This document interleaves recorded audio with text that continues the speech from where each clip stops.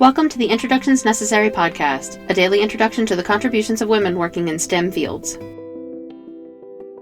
Dr. Chiaki Mukai was already an established cardiac surgeon when selected as one of 3 Japanese payload specialist candidates for the first material processing test using the Spacelab J, a joint NASA and National Space Development Agency of Japan mission. In pursuit of becoming a medical doctor, Mukai earned a doctorate in medicine in 1977, became a board-certified cardiovascular surgeon a year later, and she added a doctorate in physiology in 1988.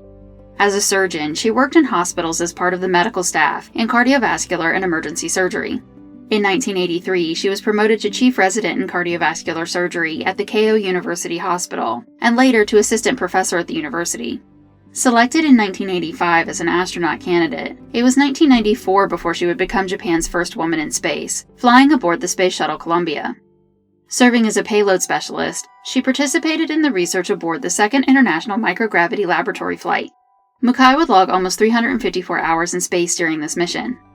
4 years later, on board the shuttle Discovery, Mukai would spend another 213 hours in orbit, becoming the first Japanese citizen to travel to space a second time. In 2004, she became a visiting professor at the International Space University, bringing with her specialized knowledge of space medicine and human space exploration health management. Leaving ISU 3 years later, she accepted a position as the director of the Space Biomedical Research Office, part of the Japan Aerospace Exploration Agency. She was promoted to senior advisor to the JAXA executive director in 2011, and became director of the JAXA Center for Applied Space Medicine and Human Research a year later.